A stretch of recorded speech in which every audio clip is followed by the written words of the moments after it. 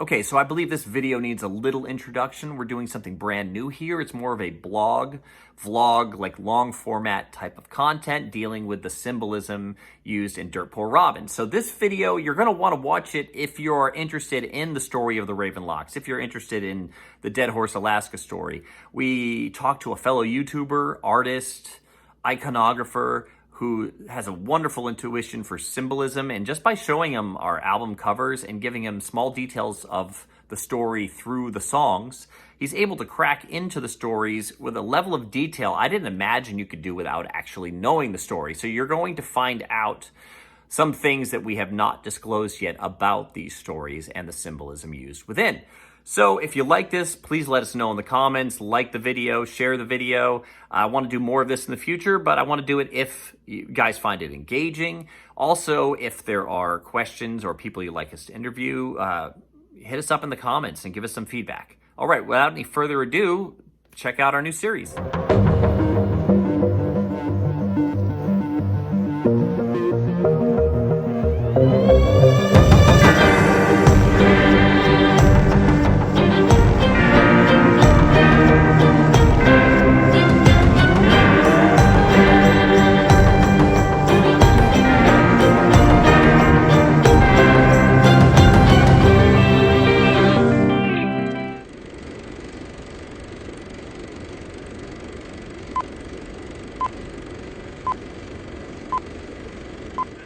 He brings us comfort. Well, so, okay, so I'll fire this up. All right, everybody, we are here. I am Neil, and this is... Kate. Kate likes to say just her name when I introduce her. And today, I am so excited. We have Jonathan Pageau on our channel with us, and he's going to help us break down the symbolism we've used in Dirt Poor Robins on our record covers and in our new story, Dead Horse Alaska. Now, I found Jonathan... probably one of the greatest introductions I imagine someone could have. He was in a video with Jordan Peterson, and dude, it's like your dream thing you want to hear. He introduced you as someone who's like touched by more than like genius. It was like if you could have like the world's leading intellectual ever endorse you as a genius or more than a genius, like you can just quit. You drop the microphone and you walk away. So Jonathan's one of the last remaining icon carvers, right? You carve icons in North America. Are there other guys doing this? There's one other guy kind of doing it in North America, but it's not a very popular art. Right? There's a lot in Greece and Russia and stuff, but not around here. So right now I'm putting up pictures of some of your carvings online. I love them, and you're gonna have to bump me up on the list to get one.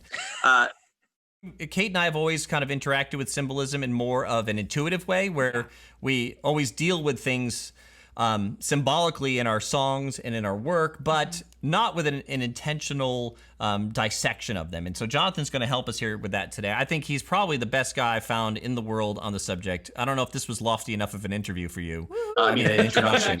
Thank you. But I didn't mean to. I'm just being honest. Yeah. So, all right. So tell us about so when people hear the word symbolism, sometimes they get the wrong picture in their head. Like, what's your definition of symbolism in this context? So the idea of symbolism, at least kind of in modern thinking, people think that symbolism is just a type of reference. You know, you have something in the story and you say this represents, this man's suffering, or it represents some other thing, or this character in this movie represents Stalin or Hitler or something like that.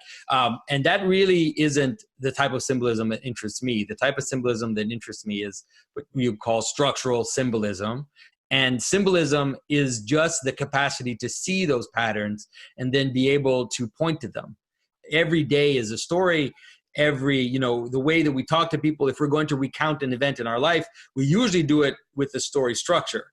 And when you don't, because there are people who are so boring when they tell you about their day, it just rambles and you don't know where they're going and why they're telling you this and why this is important.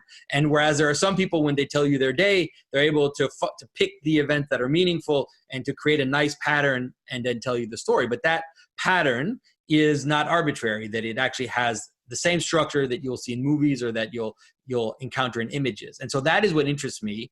And so I also talk about patterns of order, center, identity, all of this, but also patterns of margin, exception, and strangeness, all of these other patterns as well that are part of the big pattern.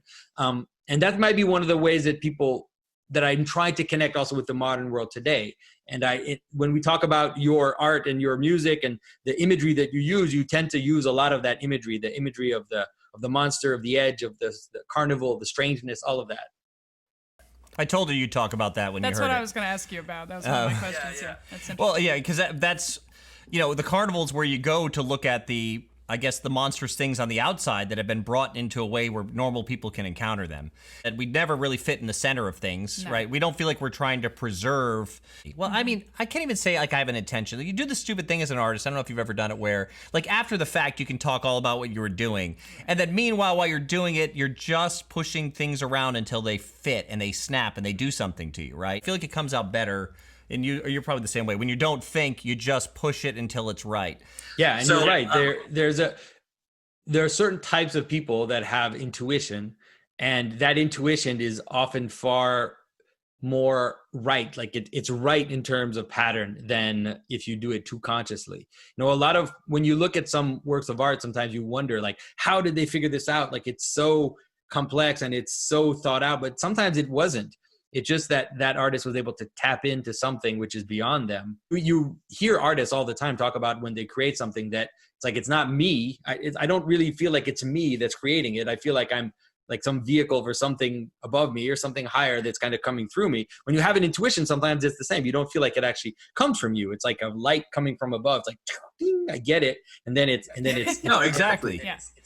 Well, we've also had a lot of criticism over our career. I mean, but even as I do some sketching now of just kind of focusing on darker or monsters or margins and it not being like higher art maybe. So that's something we're kind of always pushing back against. It's all the people that don't like the gargoyles on Notre Dame. Yeah. It's the same people.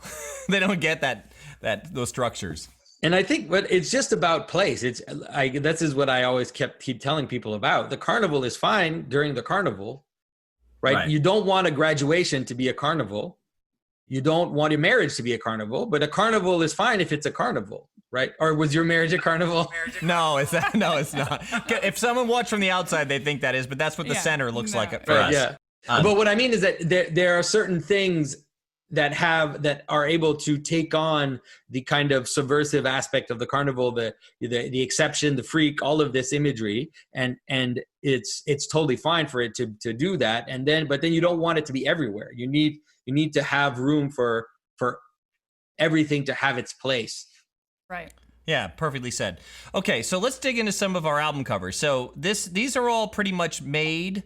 We're going to go with the first one. This is our oldest record. This was 2007. Speaking of carnivals, this whole record was framed up as sideshow. As a sideshow. And also the sideshow as kind of like absorbing and taking in all of the, broken pieces. So all the album covers... Isle of Misfit Toys. Isle of Misfit Toys is like a great reference. Yeah. So all of our record covers are not thought out at all. It's just like something just hits and then that's what it's going to be, and then I give it to an artist, or in some of them we made, but this first one's done by an artist named Mike O'Hare. He's an incredible artist. So we got a man with a bird's head who has in the cage the opposite, right? It's a little bird body with a man head and it's in a cage. Is there some sort of historic symbolism to this? Does this mean something to you when you look at the image, or what are we trying to communicate from our subconscious? Right. He's a dapper man. Well, the idea of the sideshow is the idea of a misfit, right? And so this is what you're seeing in the image. You have two misfits, two creatures that have things that don't fit together, but nonetheless are there. And so there is no man with a bird of a head, but you can understand what that means. Just like there is no man with three arms, but it can happen. Like if you encounter someone with three arms, it's going to look like a monster. It's going to look like a misfit, and there are, the bearded lady or whatever kind of classic misfit existed in the sideshows. This is obviously taken into a mythological realm, but it nonetheless has the same meaning. And so there are two opposite misfits. The idea of a human body with an animal head and the idea of a human head with an animal body, they're kind of the opposite. They end up being the same in the sense of misfit, but they tend to represent two different realities. The head is always the top, right? So the face of someone. The head is how you encounter someone. When you think of your parents, you don't think of their feet, right? You think of their face, right? That's where the person is. The person is in the face. And so when you put a animal head on a human body, you're replacing the head. And so you're putting something which should be, let's say, in the hierarchy of beings, you could say, like that's on the margin or is below, you're putting it at the top.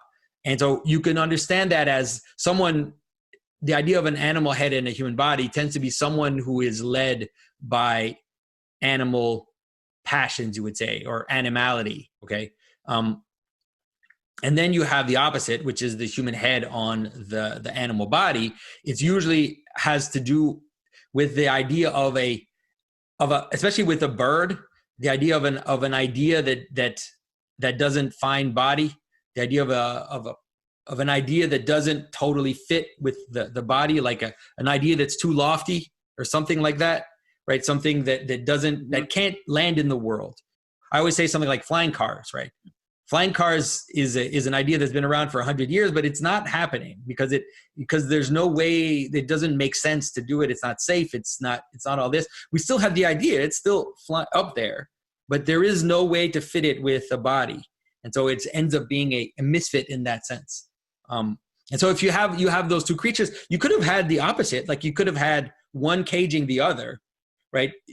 Now you have the human with a bird's head caging the human head with a bird's body, but you could have had the other way around. It wouldn't matter because in a way, it's like they are opposites. One is too much, let's say, too much animality in the sense of a animal head, and then not enough body, let's say, in the sense of a human head with a bird body. Right, that makes sense. Well, too, part of one of the themes of the record too, I feel like there's the idea is that it's the human spirit in a cage.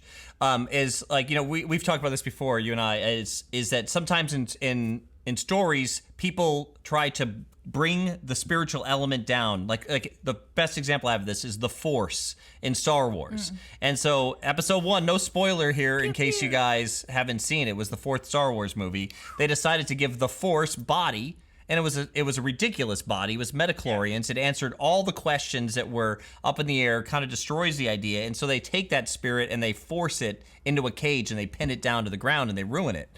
And so that makes sense that you could totally see it that way. Like it would be completely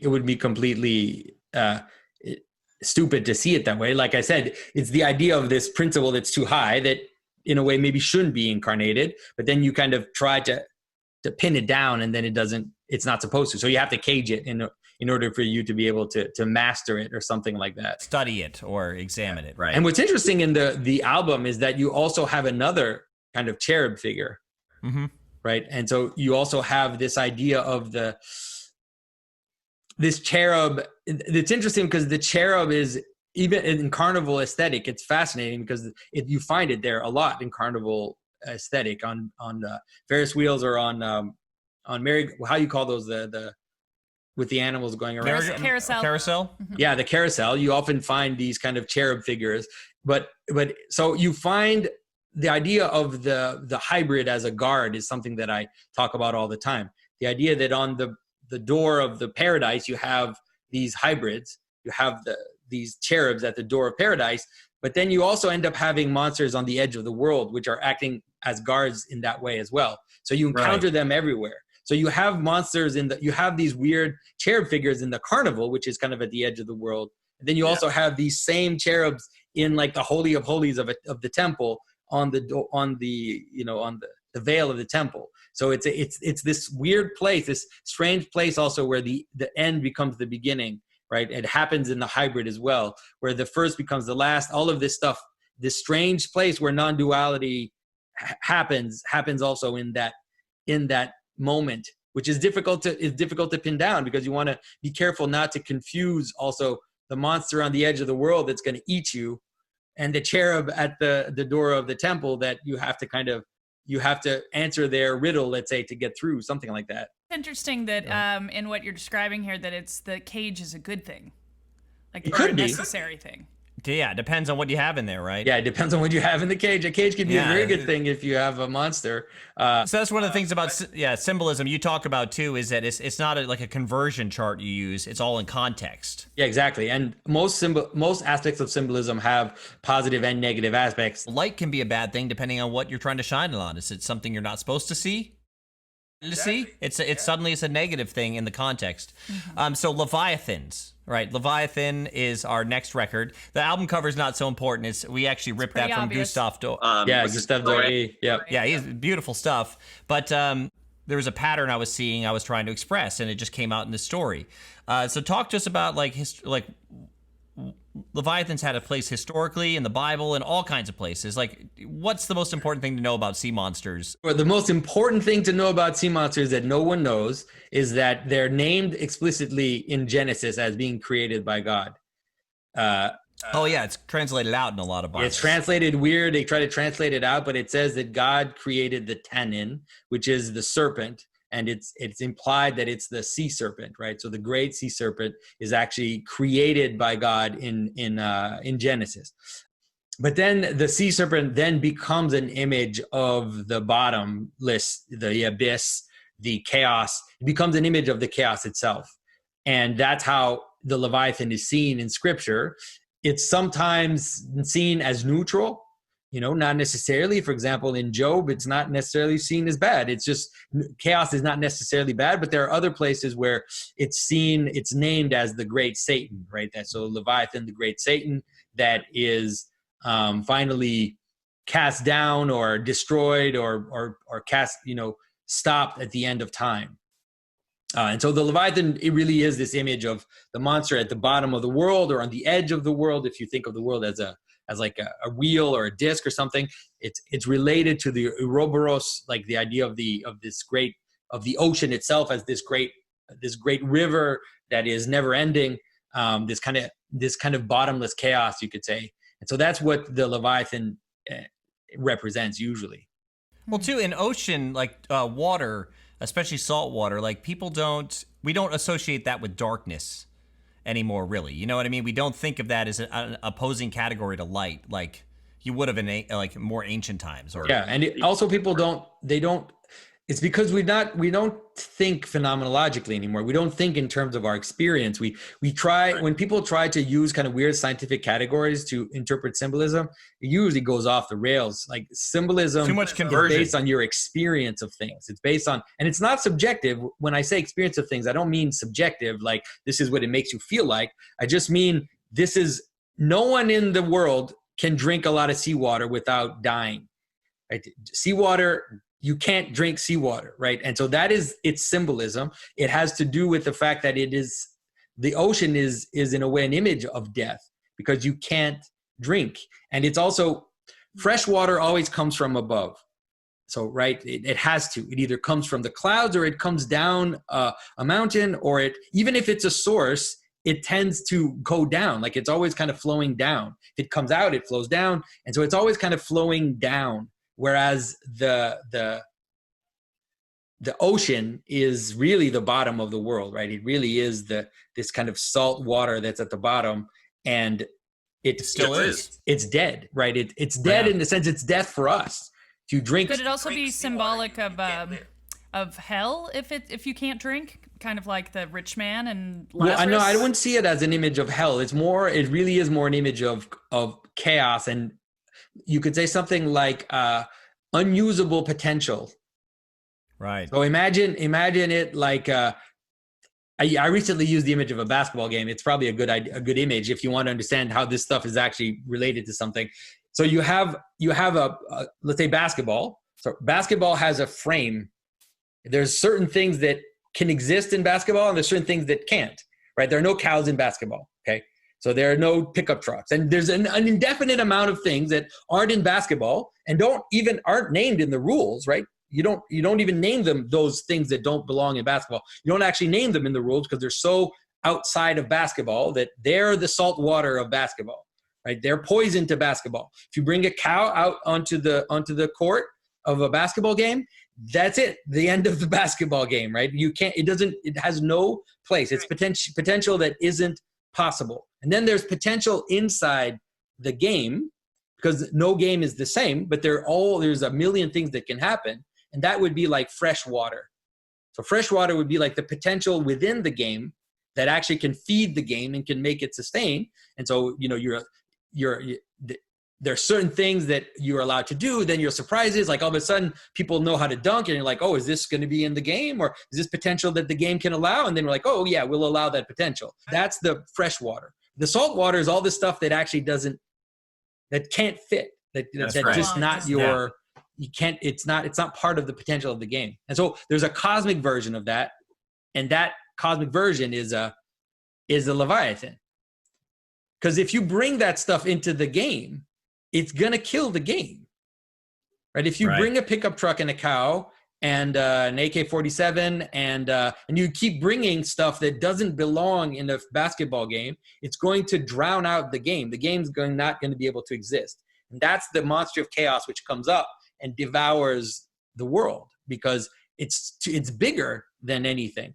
It's all the potential outside of something is always bigger than what that thing is. It could come up, just eat it up.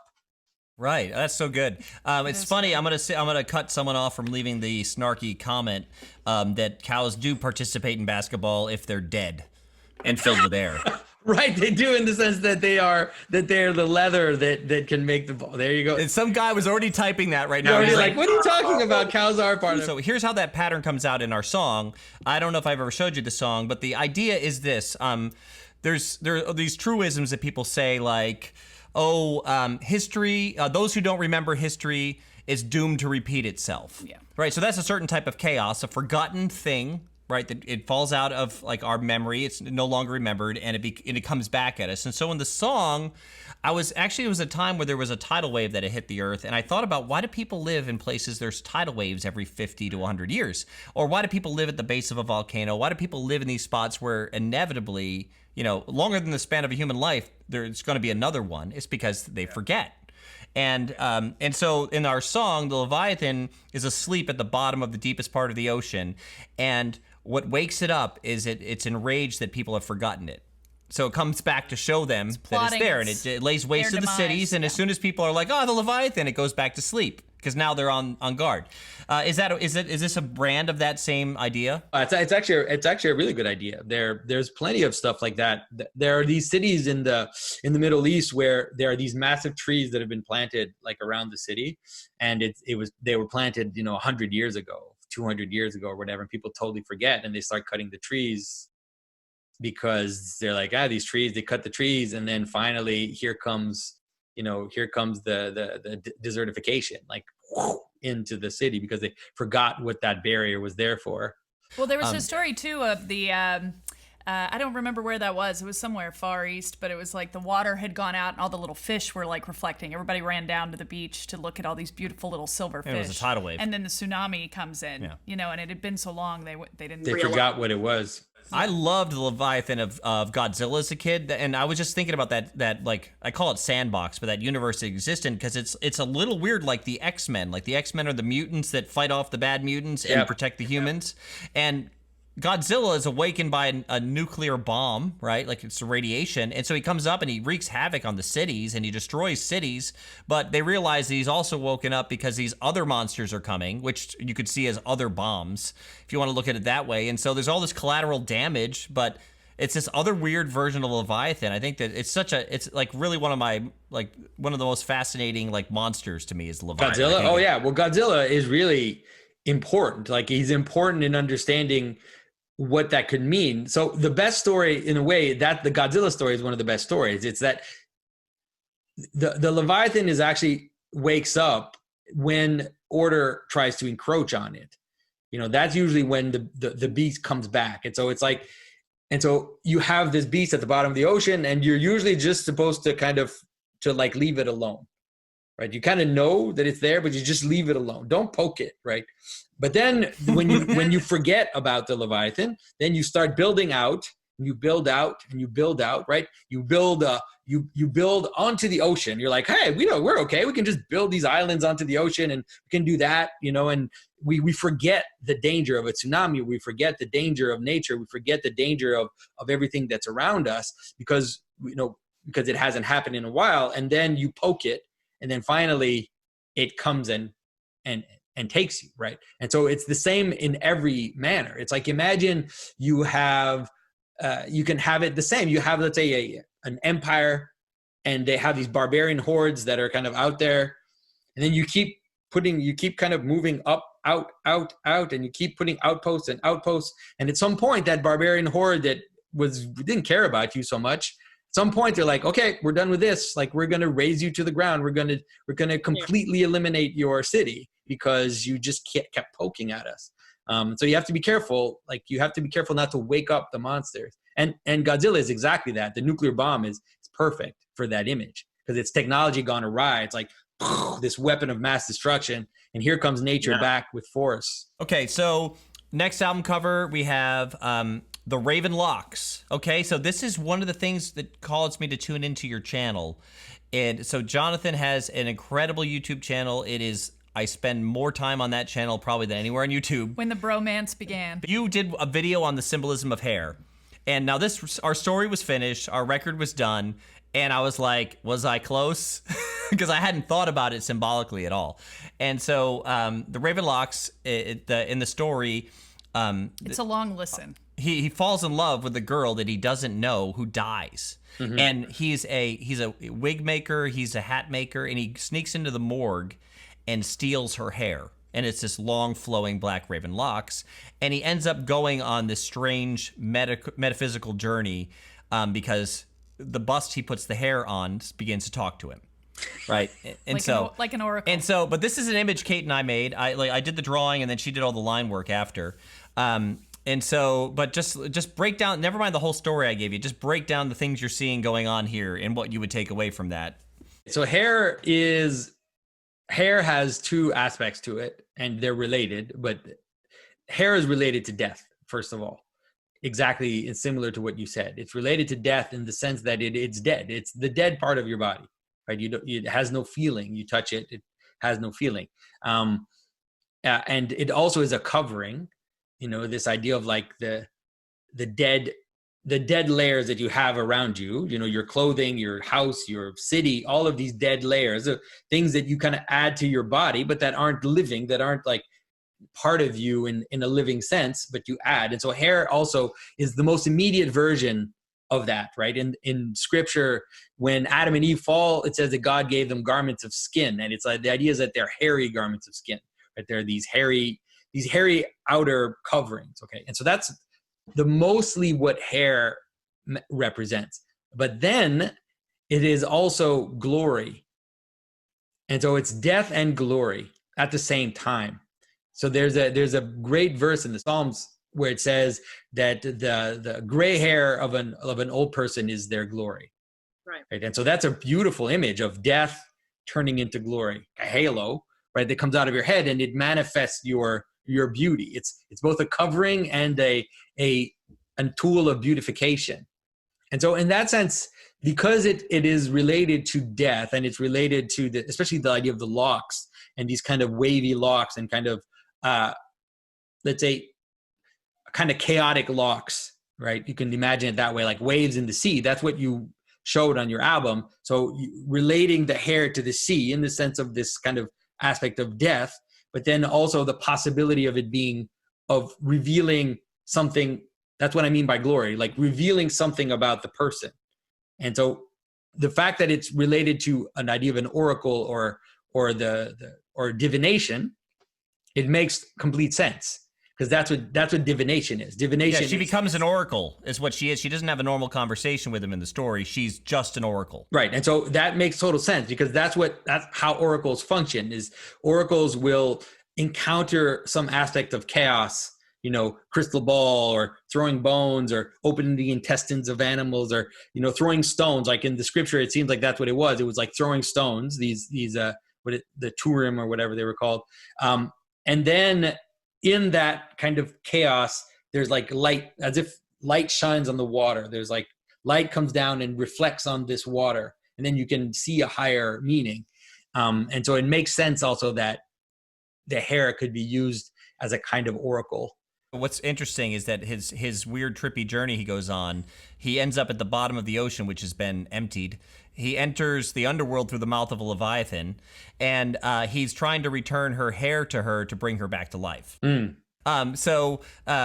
It's pretty layered, complex thing. But the way the hair's introduced in the story is through this line. He describes it in a song, and he says, "Her shoulders owned by brazen flocks of swirling raven locks that flow like mercy into the depths of me." So we do that like whole thing, like what's dead in him, it's also, it woke it up. Like he's an old enough character where he had almost given up on the idea of ever finding love, and then he has this love at first sight moment. Yeah, and it can be like, your story is good because it can be something like when you fall in love, let's say, usually you fall in love with their covering, right? You don't Right. see the person at first. You see their covering. I mean, whether it be the way they look, the way they present themselves, all of this is what you kind of are seduced by, and that's just inevitable.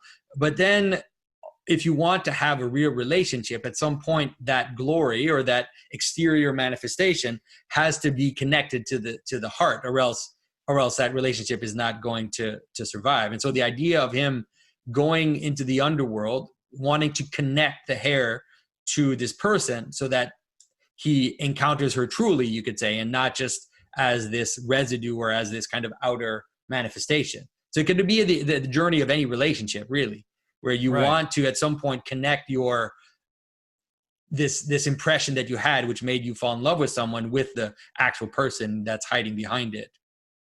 Right. That's really deep. I'm gonna definitely people are gonna be very happy with that, because people have compiled a bunch of resources on Reddit and online about the story from the details we've given them, and you just solved probably half their questions.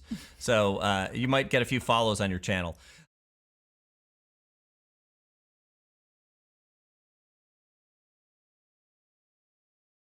Let's get back into this. Okay, our cover for Dead Horse Alaska. Break down the symbolism in the image we're seeing here.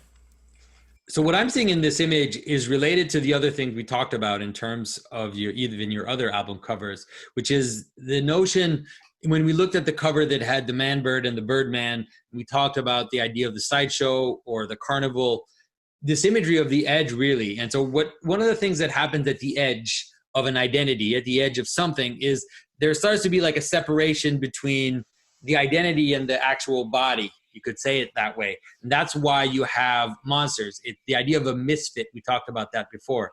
But then there's an extreme version of that, which is that it's related to death, which is that when something dies, when a person dies, then their identity moves away from their body, and the body starts to decompose and starts to break apart. And so what you're seeing in this image, it's very fascinating, because you have this woman who is in our imagination, Alaska is really the end of the world or the edge of the world. And she's the name Dead Horse relates to that. The fact that Dead Horse is a city on the edge of civilization, on the edge of the world. She reaches this edge of reality. And in that moment, you see the separation, you could say, of the idea or the name and the body. So the body, the horse is dead. You can see that you can see the skull and the remainder of the horse on the ground. And then up above her, there's this kind of suggestion of a spiritual horse, or a horse in the heavens, something like that. That you could see it as the idea of the horse, or the pattern of the horse is separating from the body of the horse. And so she has a problem, because when you have this separation of, let's say, identity and manifestation, then you're stuck, because she's holding the saddle in her hand.